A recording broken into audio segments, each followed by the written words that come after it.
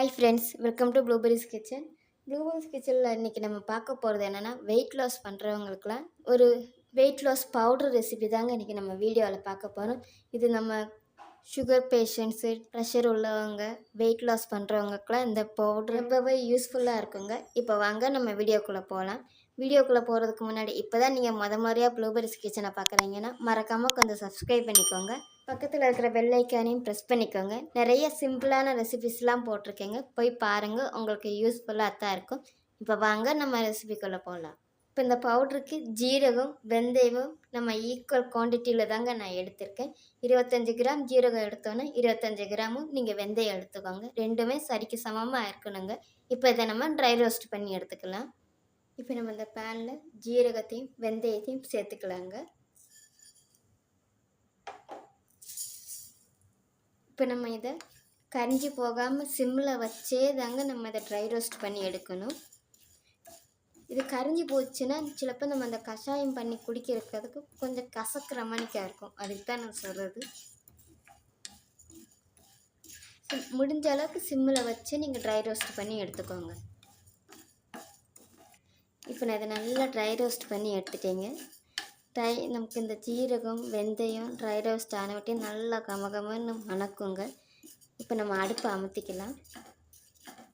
அடுப்பை அமுத்திட்டு இதை நமக்கு நல்லா ஆறட்டுங்க. ஆறி வரவும் இதை நம்ம பவுட்ரு பண்ணி எடுத்துக்கலாம். அடுப்பை அமுத்தினாட்டி நீங்கள் இந்த பாத்திரத்திலே வச்சுருக்க வேண்டாம், வேறு ஒரு பிளேட்டுக்கு மாற்றிக்கலாம். ஏன்னா இந்த பாத்திரத்தில் இருக்கிற சூடுக்கு அதுக்கும் கரிஞ்சி போகிறதுக்கு சான்ஸ் இருக்குது. அதுக்கு தான் நான் சொல்கிறது. இதை வேற ஒரு பிளேட்டுக்கு மாற்றிக்கலாம். இப்போ நமக்கு இதை நல்லா ஆறட்டுங்க. ஆறவும் நம்ம இதை பவுட்ரு பண்ணி எடுத்துக்கலாம். இப்போ நமக்கு இது நல்லா ஆறி வந்துச்சுங்க. இப்போ இதை நம்ம பவுட்ரு பண்ணி எடுத்துக்கலாம். பவுட்ரு பண்ணுறதுக்கு மிக்ஸி ஜார் நீங்கள் ஈரப்பதம் ஒன்றுமே இல்லாமல் எடுத்துக்கோங்க.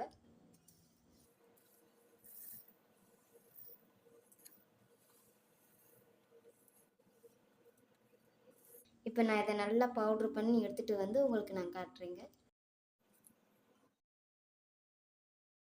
இப்போ நான் இதை நல்லா பவுட்ரு பண்ணி எடுத்துகிட்டு வந்திருக்கேன். நம்ம இந்த அரிசி மாவில் எந்த அளவுக்கு நைஸாக பொடிப்போமோ அந்த அளவுக்கு நான் நைஸாக பொடிச்சு எடுத்துகிட்டு வந்திருக்கேன்.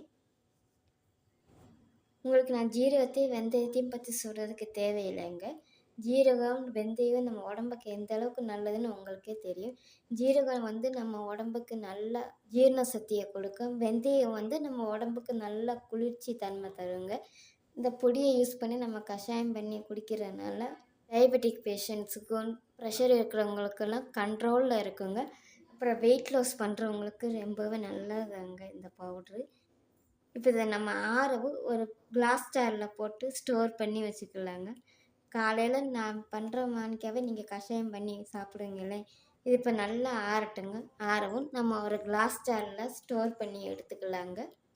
பாருங்கள் ஃப்ரெண்ட்ஸ், நமக்கு இப்போ இந்த பவுட்ரு நல்லா ஆறி வந்தவட்டி நான் அந்த மாதிரி கிளாஸ் ஜாரில் போட்டு ஸ்டோர் பண்ணிக்கலாம். நம்ம டெய்லி காலையில் இந்த பவுட்ரை யூஸ் பண்ணி கஷாயம் பண்ணி குடிக்கிறதுனால நான் சொன்ன பெனிஃபிட்ஸ் எல்லாம் கிடைக்குங்க. சுகர் பேஷண்ட்ஸ்க்கும் பின்ன ப்ரெஷர் இருக்கிறவங்களுக்கெல்லாம் கண்ட்ரோலில் இருக்குங்க. வெயிட் லாஸ் பண்ணுறவங்களுக்கும் நல்லா இருக்குங்க. நான் இந்த பவுட்ரை யூஸ் பண்ணி எப்படி கஷாயம் பண்ணுறதுன்னு நான் உங்களுக்கு காட்டுறேங்க. இப்போ நான் உங்களுக்கு எப்படி கஷாயம் ரெடி பண்ணுறதுன்னு நான் காட்டுறேங்க. ஒரு கிளாஸ் அளவுக்கு தண்ணி சேர்த்துக்கோங்க. கொஞ்சோண்டு கொய்யாப்பழ இலை சேர்த்துக்கோங்க. பெரிய இலையாக இருந்துச்சுன்னா நீங்கள் 3 சேர்த்துக்கோங்க. நான் சின்ன இலையாக இருக்கிறதுனால தான் நான் ஒரு 5 இலை எடுத்திருக்கேன். இப்போ இது நல்லா கொதிக்கட்டும். இப்போ இது நமக்கு நல்லா கொதித்து ஒரு கிளாஸ் அளவுக்குனால நல்லா வற்றி வரணுங்க.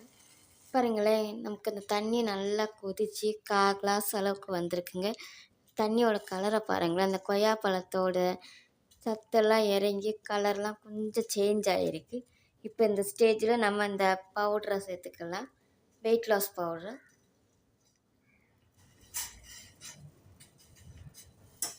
சேர்த்துட்டு இந்த ஒரு வந்தால் போதுங்க. நம்ம அடுப்பை அமுத்திடலாம்.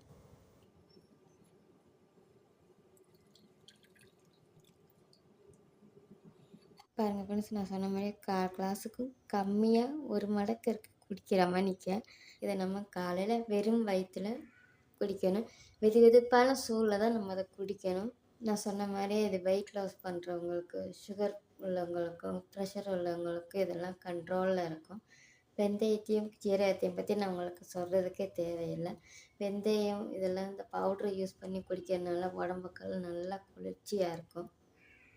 இன்றைக்கி நம்ம வீடியோவில் நல்ல அருமையான ஒரு வெயிட் லாஸ் பவுடர் ரெசிபி தாங்க இன்றைக்கி நம்ம வீடியோவில் பார்த்துருக்கோம். இந்த ரெசிபி உங்களுக்கு யூஸ்ஃபுல்லாக இருக்குங்க. யூஸ்ஃபுல்லாக இருந்துச்சுன்னா மறக்காமல் கமெண்டில் பண்ணுங்கள். இந்த வீடியோ உங்களுக்கு பிடிச்சிருக்குன்னு நினைக்கிறேன். பிடிச்சிருந்துச்சுன்னா மறக்காமல் லோபிரிஸ் கிச்சனை சப்ஸ்கிரைப் பண்ணிக்கோங்க, லைக் பண்ணிக்கோங்க. தேங்க்யூ.